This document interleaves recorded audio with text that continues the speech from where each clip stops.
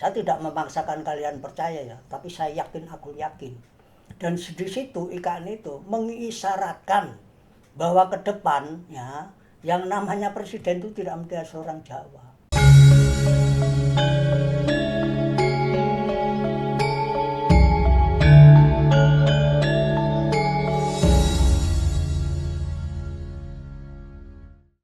Ki, ini banyak sekali Ki, keris ya.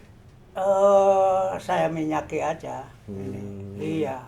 Tadi ngomongnya mau pulang, mau tak terusin nggak jadi pulang. habis hujan Ki di luar, Iya. makanya saya balik lagi. Itu baru sebagian. Nah, ini Ki, Ya, ada lagi aku nanya. apa? Manunggaling Kaula Gusti, Oh, itu apa Ki? manunggaling kaula Gusti. Yang sampean tahu apa? Bersatunya jiwa dengan sang pemilik. Oh, ada lagi yang memahami manunggaling kaula Gusti ya. Hmm, Ya, memang apa ya? Sebetulnya ada kaitannya juga dengan tadi sangkan paraning dumadi itu yang saya sebutkan, adanya satu apa kesadaran kebutuhan ya toh, sehingga untuk memenuhi kebutuhan itu yang sampean tanya bagaimana orang ingin menggapai rezeki, itu larinya adalah kepada suatu kesadaran tentang kehidupan. Kehidupan itu kan usaha dan berkarya. Orang kalau tidak pernah berusaha, tidak pernah berkarya, ya dia tidak ngerti kehidupan. Besar kecilnya berkarya dan berusaha itu juga tergantung kepada sikap mental seseorang. Sehingga kalau ada orang nyinyir kepada orang lain yang berhasil, itu sebetulnya dia menunjukkan bahwa dia kalah bersaing, kan gitu. Nah, kembali manunggaling kawula Gusti juga ada hubungan yang tadi itu. Yang dinamakan kawula itu kan di dalam kesadaran bahwa pernah saya sampaikan bahwa kita ini bukan siapa-siapa, kita ini tidak bisa apa-apa. Tetapi bahwa Allah itu adalah segala-galanya. Nah, itu adalah kesadaran untuk perbandingan wajar antara manusia dengan Allah itu. Nah, yang dimaksudkan manunggaling kawula Gusti itu sama dengan yang tadi saya sampaikan itu, bahwa manusia dengan apa, dengan olah pikir kemudian menjadi akal, logika, itu kan tentu saja larinya kepada kehendak. Nah, dan juga pernah saya sampaikan, jika kehendak itu karena ego, karena aku, itu hanya untuk enake awakku, itu enake awakku, tidak pernah berpikir bahwa itu enake jiwaku. Seperti tadi juga dalam sangkan paring dumadi saya sebutkan bahwa ada satu kesadaran kebutuhan untuk pemurnian jiwa ya, yang larinya paranen itu adalah untuk ke nanti ke alam katrian. Sehingga di dalam usaha untuk apa jumbuh ya, jumbuh nyawiji, di mana kehendakku itu sebetulnya karena kehendaknya ya. Dikatakan karena kehendaknya itu karena kita mengikuti tuntunan, bimbingan, dan juga nasihat dari sang guru sejati, yaitu Tuhan itu sendiri. Sehingga ada juga yang apa, dalam kitab suci misalnya ya, jadilah kehendakmu di atas bumi seperti di dalam surga. Artinya bahwa setiap manusia itu keinginan, cita-cita, kehendaknya itu adalah seperti apa yang diharapkan oleh Tuhan, sehingga menjadikan warga masyarakat atau di dalam hal warga ketatanegaraan itu semuanya itu menjadi tentram, menjadi damai gitu. Sehingga tentu saja bahwa seperti tadi dalam sangkan paring dumadi juga saya sampaikan, mengikuti ketentuan-ketentuan yang ada di dalam kehidupan bermasyarakat. Mungkin tadi apa ya perlu saya tambahkan, misalnya ojo dumeh ya. Ojo dumeh itu dalam artian jangan sewenang-wenang, jangan mentang-mentang gitu. Jadi kalau dulu pernah saya sampaikan, kalau NKRI harga mati itu ya dia harus menghargai, menghormati suku lain, budaya lain, adat lain, agama lain, itu baru NKRI harga mati. Sehingga kalau manunggaling kawula Gusti, seseorang sudah mampu untuk membangun hubungan harmonis dengan Tuhan, maka ya itu semuanya pasti akan terlaksana. Seperti Bung Karno menyatakan bahwa Bung Karno itu tidak menciptakan Pancasila, tetapi menggali Pancasila itu dari budaya Nusantara. Misalnya tadi ojo dumeh, ya mungkin ini hanya dari satu sisi budaya ya, budaya Jawa ya. Pancasila itu juga ada kandungan ojo dumeh, jangan sewenang-wenang, jangan mentang-mentang. Tapi juga ada budaya yang mengartikan bahwa tepo sliro, empakno awakmu dhewe. Bagaimana jika itu terjadi pada diri kamu? Jika kamu dipermalukan ke seluruh dunia, ya toh, itu bagaimana? Kalau itu tidak enak, tidak baik, ya jangan kamu lakukan itu kepada orang lain. Seperti dulu pernah saya katakan, kalau kamu merasa dicubit itu sakit, ya jangan mencubit orang lain. Itu kan tatanan. Sehingga dengan demikian bahwa jika ada jumbuh ya, ada jumbuhnya antara kawula dan Gusti, ya kehidupan yang kita harapkan sesuai dengan cita-cita proklamasi itu yang penuh dengan kedamaian seperti dalam pembukaan Undang-Undang Dasar itu, ya pasti akan tercapai. Bahwa dulu ya, kemudian pemahaman tentang manunggaling kawula Gusti itu kemudian diterapkan di dalam satu pemerintahan, katakanlah kerajaan ya. Artinya bahwa suatu konsep program strategi ya yang sudah disepakati oleh raja dan brahmana, kemudian dengan para menteri patih ya, yang kemudian menjadi sepakat. Nah, itu digunakan agar supaya antara raja dengan para pembantunya, baik patih dan ini itu tidak kemudian yang dibawa masing-masing gitu loh. Sehingga ini manunggal antara keinginan raja itu yang sama-sama. Kan bisa saja ada kecenderungan pemimpin itu mempunyai pemikiran konsep seperti ini, tetapi ada pembantunya yang mungkin punya kepentingan, nah sehingga dia cara menjelaskan atau mungkin dia tidak paham tentang apa yang konsep atau ya program yang diketahui itu, dia cara menyampaikannya itu juga berbeda. Dan kadang juga orang itu ada yang sadar dia sampaikan, tapi juga ada yang tidak sadar. Tidak sadar karena dia tidak paham. Kalau sadar karena dia punya kepentingan. Ya logika bodohnya begitulah. Ini aneh-aneh menteri ini atau pejabat ini ya, dia pasti ada mau gitu. Tapi bisa saja karena dia tidak paham apa yang dikehendaki pimpinan ya, dan dia malu bertanya, ya akhirnya dia sesat di jalan, akhirnya dia dihujat banyak orang. Nah gitu loh. Jadi berarti manunggaling kawula Gusti, ketika orang itu sudah mencapai itu bisa jadi ada lingkup sabdo dadi yang tadi. Oh ya. Jadi seperti yang tadi saya sampaikan, misalnya satu contoh Sunan Derajat atau Sunan Bonang aja lah. Pada saat Sunan Bonang itu dibegal oleh yang kemudian dikenal dengan Kanjeng Sunan Kalijogo ya, Mas Said itu ya. Kan Sunan Bonang, loh aku ki cuman tidak bawa apa-apa dan sebagainya. Kemudian menunjuk pohon kolang-kaling, itu ada emas, ada berlian, gini. Dan dilihat menjadi satu kenyataan gitu. Karena yang namanya sabdo dadi itu apa yang dikatakan oleh orang ini, ya Tuhan berkehendak gitu loh.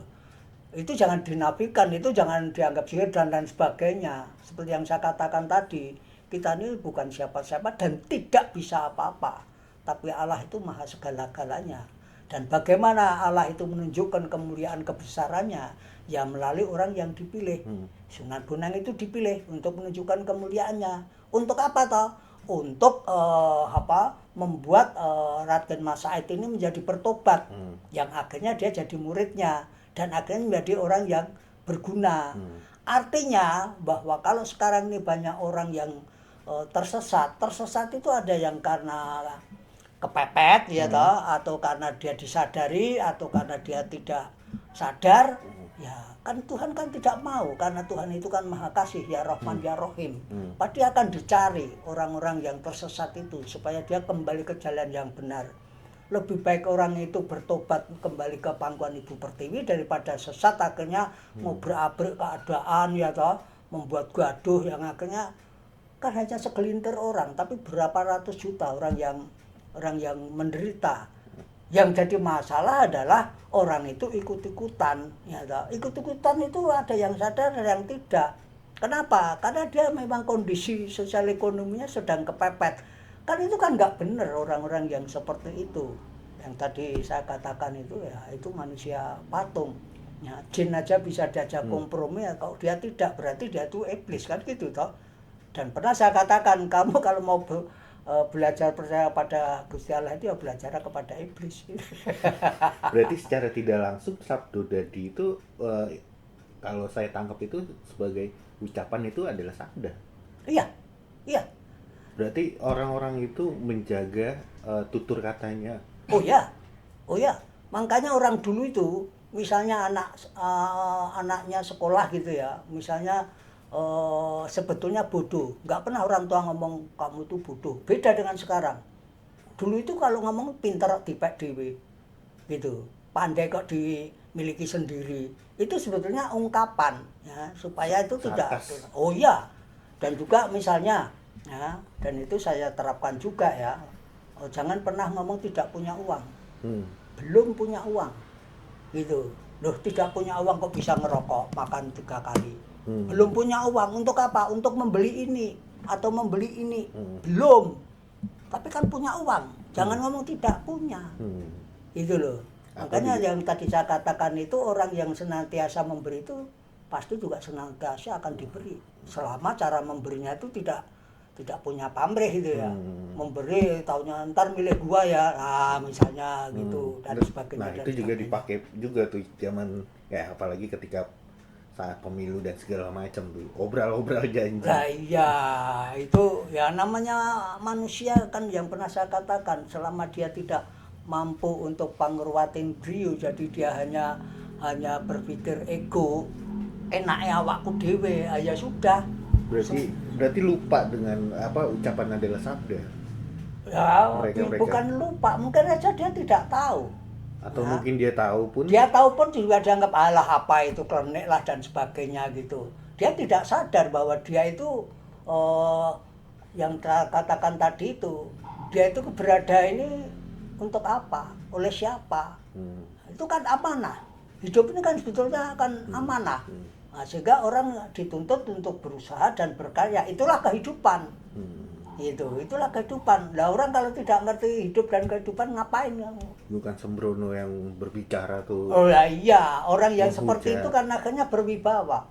Pasti banyak orang yang menyegani. Coba sekarang kalau ngomongnya tek pletot gitu. Bagaimana orang mau menghargai, menghormati?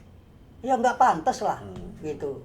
Dia apa penampilannya aja minta kayak dihormati bisa ini. Tapi ya orang kan seperti itu, apalagi kondisi seperti ini dan zamannya ya memang seperti ini. Kenapa zamannya seperti ini? Kalau keyakinan orang dulu itu kalau kita mau enak, kita mau menuju ke zaman keemasan pasti ada goro-goro gitu, walaupun ada diwolak-walik dulu. Oh iya diwolak-walik, artinya diwolak-walik itu sebenarnya gini ya, alam ini bekerja ya, alam itu bekerja. Dan ini adalah sebetulnya setiap orang itu diingatkan sama Tuhan. Tinggal kamu mau bagaimana. Kamu mau menjadi terlantar atau tidak gitu.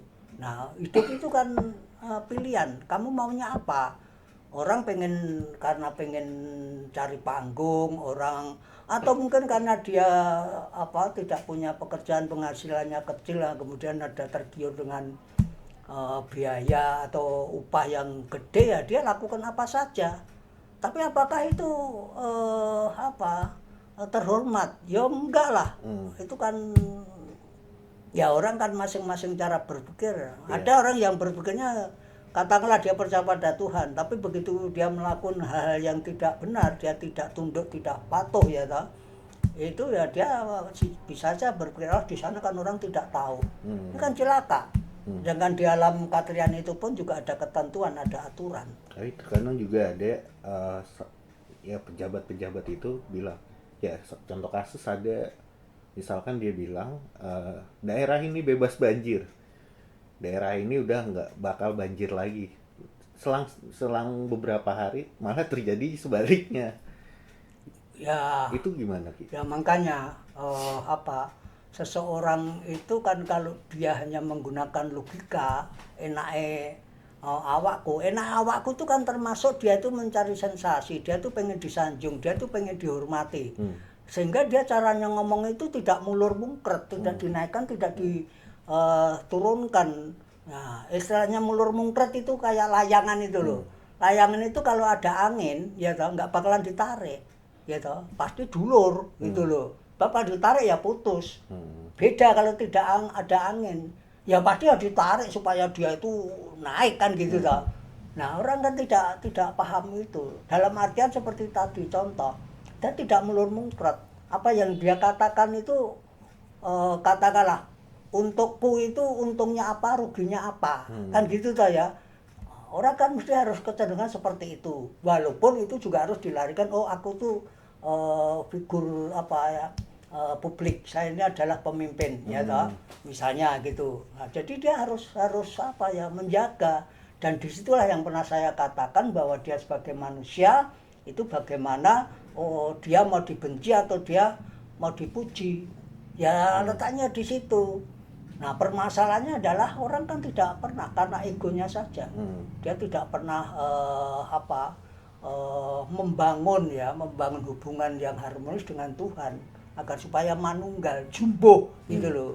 Sehingga apa yang dia katakan itu adalah memang karena kehendaknya, karena dia menjaga amanah gitu. Disitulah orang dipuji, disitulah akhirnya orang itu punya wibawa, disegani, dihormati dan sebagainya dan sebagainya. Apa yang tidak mungkin untuk rezeki itu, karyanya itu juga akan hubungannya dengan rezeki. Walaupun ada orang yang mencari karier itu ya rezekinya karena macam-macam ya ada gitu, sehingga hubungannya ya tetap tadi semuanya itu bagaimana orang tua, pendidikan, lingkungan, guru. Nah, itu dia. Saya dengar-dengar Ki ini salah satu pencetus untuk sertifikasi guru. Itu gimana Ki? Kita awali ya. Jadi dulu pada zaman pemerintahan Pak Harto itu kan SDM kan rendah ya. Kemudian ada kebijakan yang namanya angka partisipasi murni pendidikan dasar itu 100%. Artinya anak usia SD SMP pendidikan dasar itu harus lulus. Sehingga pada waktu itu muncullah SD Impres dan seterusnya. Nah, karena 100% angka partisipasi murni itu 100%, akhirnya anak SD kelas 6 harus lulus 100%. SMP harus lulus seperti 100%. Yang imbasnya SMA sekian tahun kemudian ikut-ikutan. Yang terjadi apa? Guru-guru yang profesional itu percuma ngajar. Gitu. Karena sudah ada aturan itu, kebijakan yang harus 100% lulus itu. Sehingga ada data yang menunjukkan bahwa kelayaan mengajar guru SD itu hanya sekian persen, SMP itu hanya sekian persen gitu. Nah sehingga berpikirlah tentang istilahnya sertifikasi guru. Kenapa ada sertifikasi guru? Hanya melihat profesi-profesi lain. Profesi-profesi lain itu semuanya itu menggunakan sertifikat. Ya. Apakah dia itu misalnya ahli akuntansi, dia punya sertifikat, pajak dia punya sertifikat, ya toh. Dokter dia punya sertifikat. Sehingga kalau bicara dokter ya, dulu pada waktu peristiwa ID dengan Dokter Terawan ya, ada senior dari ID yang mengatakan bahwa profesi yang paling mulia itu adalah dokter. Nggak bener itu. Yang paling mulia itu ya guru. Kenapa? Dokter itu profesinya itu menentukan seseorang yang tidak sehat itu sehari bisa selesai, 3 bulan selesai, setahun selesai. Tapi membentuk- Apakah sembuh atau mati gitu ya. Guru. Tapi membentuk dokternya itu. Nah, bukan hanya itu. Yang namanya profesi guru ya, salah mengajar ya. Sistem yang salah hanya sekejap untuk memperbaiki 100 tahun belum tentu. Kayak sekarang ini. Gitu ya. Akibat daripada sistem itu ya, anak SD pernah saya singgung. Belum bisa membaca sudah dinaikkan. Begitu terima rapot, orang tuanya malah diwejang sama gurunya. Loh, padahal kan yang salah kan gurunya. Belum bisa membaca, kenapa harus dinaikkan? Ya. Artinya bahwa orang-orang yang mengalami, misalnya kalian mengalami itu, kamu mau pinter mau bodoh, yang penting pasti naik, pasti lulus. Nah, akhirnya kan ada kemudahan. Dan itu kan sesuatu hal yang dialami terus-menerus. Akhirnya kan sifat manusia, mental manusia kan menjadi lemah. Sehingga sampai detik ini pun orang gampang ke. Ya alah, apa sih yang tidak bisa diatur dan sebagainya dan sebagainya. Makanya yang namanya sertifikasi guru itu adalah untuk menentukan kompetensi seseorang. Dia layak mengajar atau tidak. Gitu. Sehingga seseorang misalnya dia lulusan dari keguruan, itu kan gelarnya kan SPD ya. Kalau sampean punya calon mantu, katakanlah gelarnya itu SPD, kalau sertifikasi guru jalan ya, berarti dia masih nganggur. Ya. Untuk bisa menjadi guru itu dia harus mengikuti pendidikan profesi guru. Ya. Pendidikan profesi guru itu konsepnya itu antara 40 sampai 44 SKS gitu. Walaupun mata kuliah itu juga akan dilihat latar belakang si guru. Misalnya ini sudah, ya sudah, kalau begitu kamu mengikutnya ini gitu. Nah, di dalam perkuliahan ya, sertifikasi guru itu dia begitu lulus dia pasti punya transkrip, ya. Dan undang-undang sistem pendidikan nasional itu dinyatakan bahwa dia pasti punya gelar, ya. Karena undang-undang itu semua pendidikan profesi itu pasti punya gelar. Profesi dokter, ya ta, dia bukan sarjana kedokteran tapi dokter, ya ta. Kemudian akuntan itu misalnya AK dan lain sebagainya, sama. Ya. Konsep dulu itu kalau dia lulus itu ya bukan hanya SPD, tetapi ditambah dengan GP gitu. Jadi kalau GP berarti dia sudah lulus profesi guru. Dalam undang-undang dinyatakan bahwa pemerintah tidak bisa menolak seorang mahasiswa yang sudah lulus di pendidikan profesi guru itu tidak diangkat. Hukumnya wajib harus diangkat. Yang terjadi mana? Kan nggak ada. Ya, karena yang namanya pendidikan profesi guru seperti apa yang dirancangkan kan juga tidak terjadi. Kalau sekarang misalnya itu sampean itu punya sertifikasi. Setiap bulan selain gaji dapat tunjangan sertifikasi. Saya bisa tuntut. Karena undang-undang menyatakan bisa denda sekian miliar atau kurungan sekian tahun, gitu. Kan itu kan tidak dijalankan. Nah, kalau dia kemudian kalau pegawai negeri kan biasanya mau diangkat 100% kan harus melalui pendidikan. Nah, guru ini untuk menjadi katakanlah 100% PNS itu kan juga harus melalui pendidikan. Pendidikannya tidak sama dengan pegawai negeri yang lainnya. Guru ada lagi aturannya, gitu loh. Karena yang namanya guru itu kompetensinya itu dihitung misalnya 100%. Nah, dia dari sarjana pendidikan itu berapa persen dari kompetensi ini. Kemudian ditambah 40 atau 44 SKS itu berapa persen. Nah, kesenjangan inilah yang dinamakan adanya uji kompetensi. Dari GP itu kemudian dari pemula kemudian jadi pratama. Nah, kalau sampean punya calon mantu sudah SPD GPT ya berarti dia sudah kerja. Apalagi nanti dia lulus lagi menjadi guru muda, guru madya dan seterusnya. Pemikiran kita itu adalah juga untuk keadilan. Ya, boleh saja sampean itu golongannya 4. Tetapi kompetensi sampean hanya sampai di guru muda. Tapi ada guru yang lebih muda, golongannya di bawah sampean, tapi dia guru pratama. Nah ini, dan juga tunjangan-tunjangan yang diberikan itu juga berbeda-beda. Nah ini sertifikasi guru itu adalah untuk meningkatkan kualitas. Yang terjadi sekarang ini adalah meningkatkan kesejahteraan. Lah ngapain harus pakai modal gagas sertifikasi guru, gitu loh. Jadi kalau sertifikasi guru ini berjalan, ya, dan guru itu kan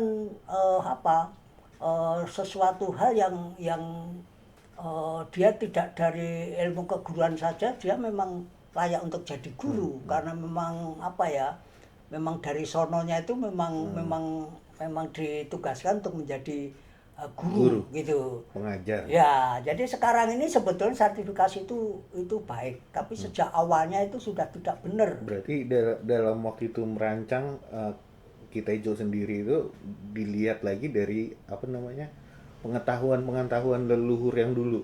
Oh ya. Tentang maknanya guru ini begini. Ya, makanya tercetus itu. Oh iya, makanya banyak. Saya kan latar belakang saya kan ekonomi industri gitu ya.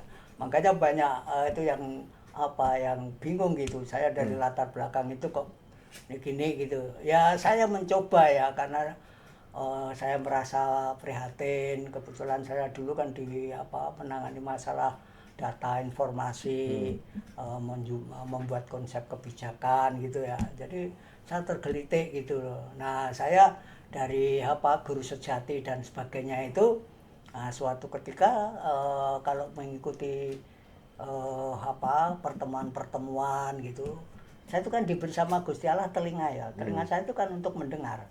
Saya mendengar itu tidak pernah mau pilih-pilih. Oh ini profesor harus saya dengar, oh ini hanya sopir taksi, enggak. Saya semuanya saya pakai, saya tidak melihat siapa yang berbicara. Tapi apa yang dibicarakan? Ya, betul. Karena yang namanya secara umum itu suara rakyat itu suara Tuhan. Saya menyadari bahwa permasalahan yang saya hadapi tidak menutup kemungkinan Tuhan itu mengirimkan seorang sopir yang akhirnya ngobrol ke sana kemari, dan di dalam yang dia obrolkan itu sebetulnya adalah nasihat untuk saya. Sama dengan sertifikasi guru itu seperti itu. Jadi sebetulnya kalau dikatakan sekarang katanya tidak pas, yang mengatakan tidak tahu sebetulnya sertifikasi guru itu seperti apa, maunya kemana gitu, tidak gitu. Dan di dalam sekarang pendidikan profesi itu kan tidak ada kurikulum. Konsep ada kurikulumnya. Oh ini sekian SKS, ini sekian SKS, ini sekian SKS. Itu ada. Gitu. Kan ini tidak dilaksanakan. Dan ingat pendidikan profesi guru itu konsepnya itu bahwa sampai ada pemikiran dulu rektor dari UNJ itu membuat gagasan tentang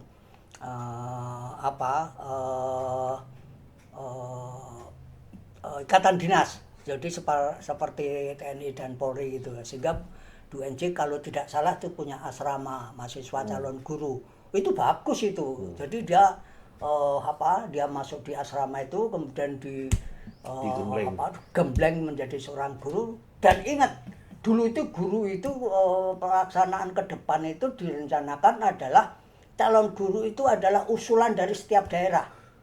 Karena yang tahu itu daerah, misalnya kabupaten mana, kabupaten Klaten misalnya, oh saya kekurangan guru matematika, oh saya kekurangan guru ini, saya kekurangan, dia kirim dan dibiayai oleh pemerintah, dan setelah lulus dia harus kembali ke pemerintah, sehingga tidak ada kesenjangan antara kelulusan yang dibutuhkan.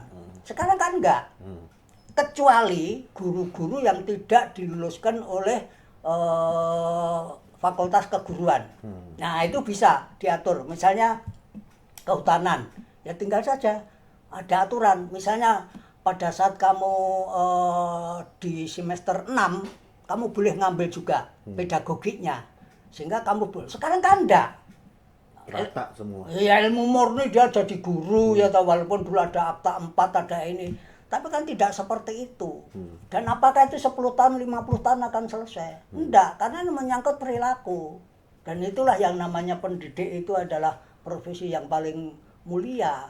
Itu bukan dokter. Dokter oh ini udah kasih obat besok sembuh. Pendidikan. Coba bayang aja itu tahun berapa? 80 sekian. Ini udah 2045 tahun masih amburadul pendidikan. Menteri siapapun. Gitu. Loh, menteri siapapun kalau nggak tahu tentang itu juga mana. Dan ini juga harus diperhitungkan bahwa kejadian itu kan kejadian globalisasi. Gitu loh. Nah, ini kan harusnya dihitung gitu loh. Oh, ini kenapa begini, ini begini, ini begini. Sehingga pemerintahan sampai sekarang saya juga nggak tahu kenapa pendidikan kok Sama halnya kayak sekarang nih, IKN. oh Dibangun cuma ya sudah gitu. ya kalau secara irasional ya yang saya yakini ya, IKN itu kan ibu kota Nusantara gitu ya, bahwa memang ada istilahnya itu Nusantara nagih janji. Nah, Indonesia itu kan hanya pinjem, istilahnya kontrak dengan Nusantara. Kalau sekarang ini ditagih kan tidak mungkin namanya kemudian Negara Kesatuan Republik Nusantara, kan tidak mungkin. Makanya dinamakan ibu kota Nusantara, negaranya tetap Indonesia. Kenapa harus di sana ya, di Kalimantan? Ya, peradaban dulu munculnya itu ya adalah dari Kutai gitu. Nah sekarang kalau di IKN itu di Kalimantan, ini perhitungannya adalah perhitungan akan munculnya peradaban baru, ya, munculnya peradaban baru.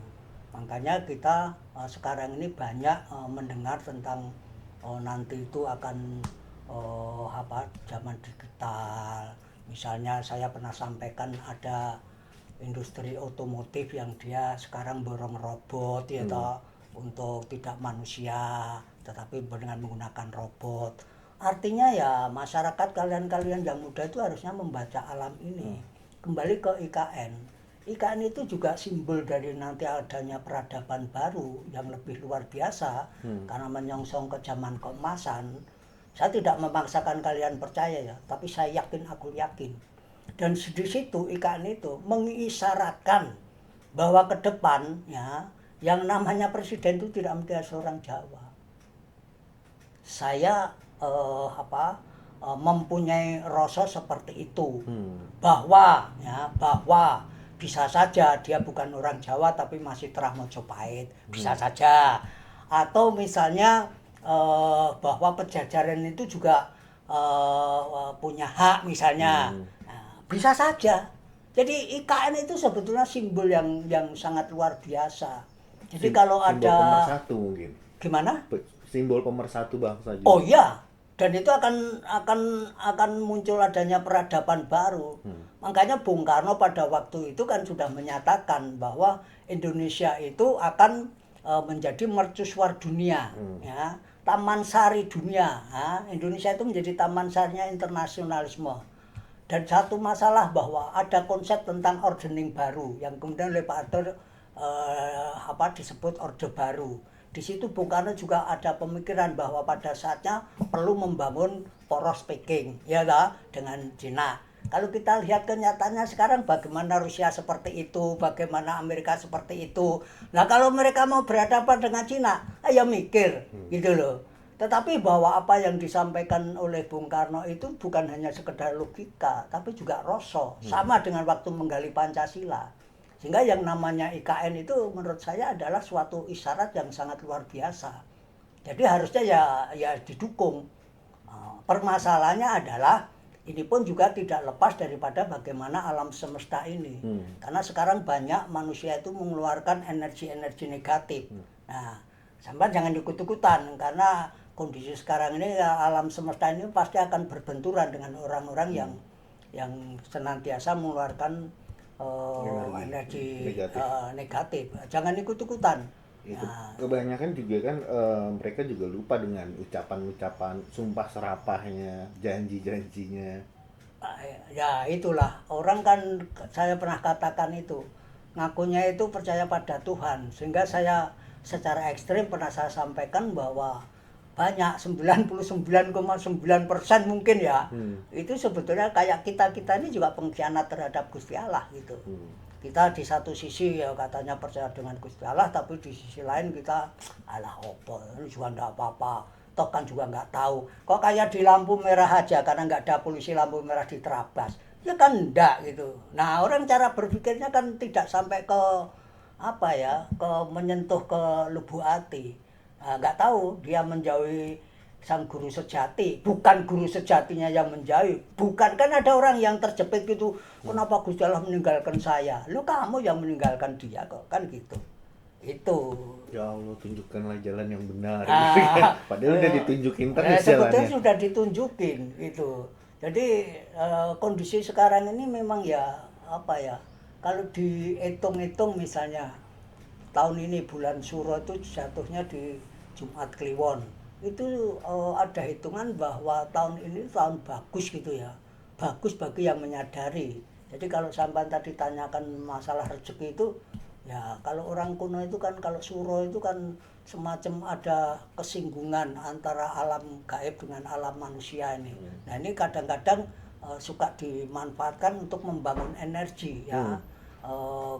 Daya yang ada pada diri kita, istilahnya itu daya kekuatan yang dia bisa digunakan untuk apa ya, Sesuatu hal yang untuk positif. sesuatu yang positif tentu saja gitu ya. Makanya kalau apa orang itu mengelilingi apa misalnya mengelilingi Ka'bah, kenapa harus melawan arah jarum jam, itu gesekan energi. Sama saja orang Jawa itu juga kalau melakukan itu dia pasti melawan gitu. Karena apa? Gesekannya itu supaya kuat, energinya supaya kuat. Bukan sembayang. Kalau orang Jawa itu kalau sembayang atau istilahnya jikiran atau tawasulan itu kan tidak perlu orang lain mendengar. Biasanya orang itu ya hanya dremimil, yang dengar hanya kita sendiri gitu. Kenapa? Karena diharapkan itu nanti ada suara lain yang mengikuti suara kita. Nah, itu suara gaib. Yang kadang-kadang orang juga berpikir bahwa itu ditujukan ke saya. Padahal orang kalau mau jujur ya, pastilah ada orang yang tahu-tahu dia termemil gitu, tahu-tahu yang diomongkan itu bukan omongan dia, tapi omongan sesuatu hal yang menyentuh gitu ya.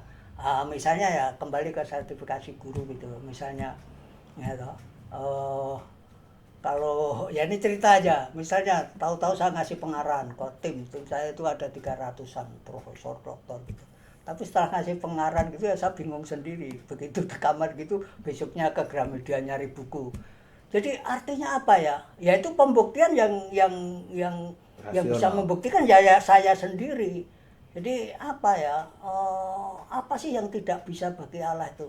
Allah itu mau baik itu tuh tinggal milih siapa yang dikehendaki kok. Ini itu oh kamu yang begini, kamu yang begini. Cuman orang kan suka suka suka dablek ya.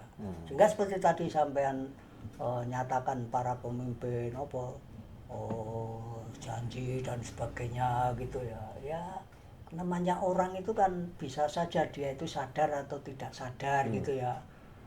Manunggaling kalau Gusti dalam artian raja dengan para pembantunya, itu kan pembantunya kan tadi saya sampaikan karena dia punya pamrih pribadi, sehingga dia menyimpang dari apa yang sebetulnya disampaikan. Sama dengan janji-janji para pemimpin itu, kebanyakan juga sebetulnya sadar gitu ya.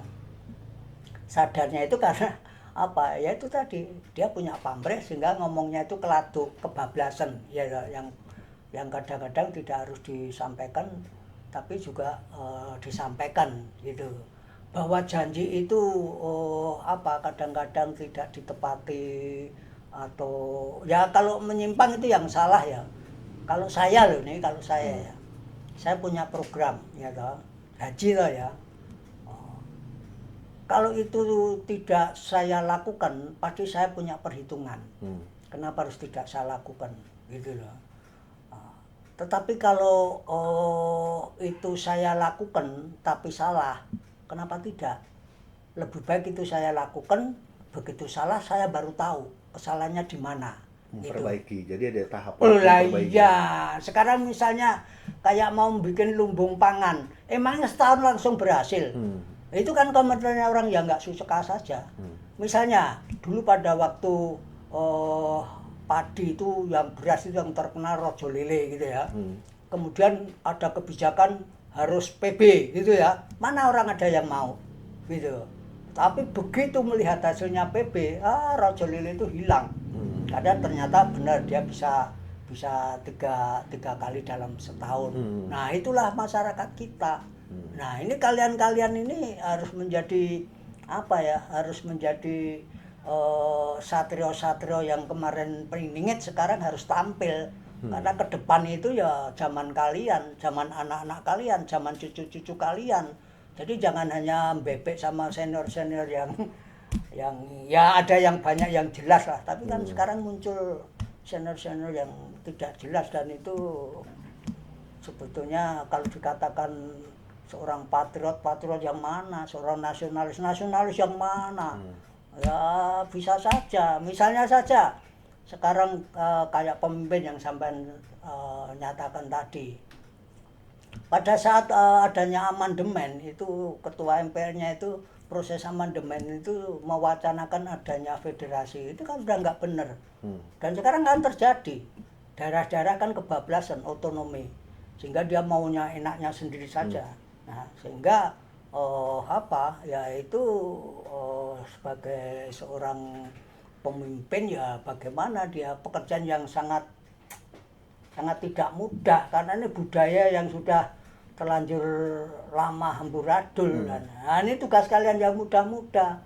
Kalau perlu ya yang senior-senior itu suruh minggir, kalau nggak mau minggir ya diminggirin aja lah. Kalau saya begitu saja. Prediksi Ki untuk Indonesia ke depan Bagus.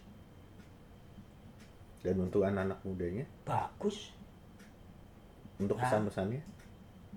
Jadi gini ya, sekali lagi ya, saya tidak memaksakan untuk percaya ya, namanya saya memadukan antara rasional dan irasional ya. Yang irasional itu kan tidak mungkin ya orang harus percaya gitu. Saya hanya melihat dari simbol-simbol alam. Simbol-simbol alam ini saya tarik ke belakang itu dengan pemikiran Bung Karno. Ya. Yang saya yakin itu Bung Karno itu mempunyai konsep, mempunyai program. Itu tidak hanya sekedar ini, tidak hanya sekedar asal gitu, tidak. Misalnya dalam pembangunan semesta berencana, yaitu berdikari, ya banyaklah. Misalnya demokrasi terpimpin, yaitu Pancasila dan lain sebagainya. Itu sudah dilihat ke depan. Ya. Misal satu contoh, Bung Karno menyatakan bahwa komunikasi antar negara itu nanti hanya akan disembadani oleh barang yang namanya sebesar cawan gitulah. Katakanlah kemudian muncullah parabola dan sebagainya. Indonesia itu nanti akan jadi taman sarinya internasionalisme dan sebagainya. Makanya Bung Karno asal ngomong saja, oh tidak. Misalnya pada saat Bung Karno di PBB menjelaskan Pancasila, banyak negara yang ingin mengadop Indonesia. Ngomongnya saja Pancasila, dia tidak ngerti apa itu Pancasila. Ya toh? Banyaklah NKRI harga mati, dia nggak ngerti apa itu NKRI harga mati, nggak ngerti. Kewajiban kalian tidak perlu harus minder dengan orang-orang yang gelarnya itu setumpuk. Nah, gelar setumpuk itu saja belum jelas kok, ya toh. Nah, dia misalnya kesibukannya luar biasa, tahu-tahu dan lain sebagainya.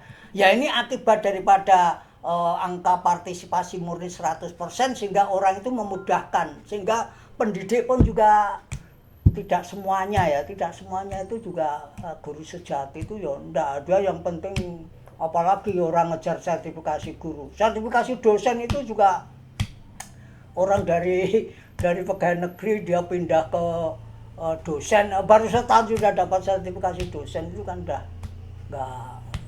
nggak bener gitu loh.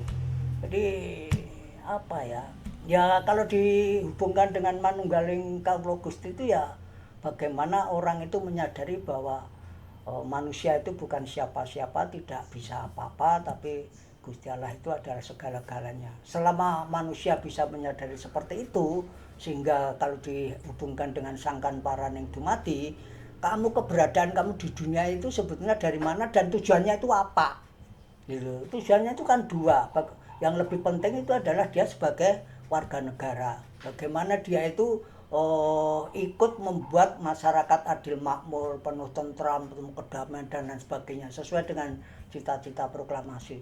Nah sekarang nggak pernah ngalami peristiwa-peristiwa dulu asal, dan lebih prihatin tuh angkatan kalian yang masih mahasiswa itu loh, dia sudah menjual harga diri dan sebagainya itu.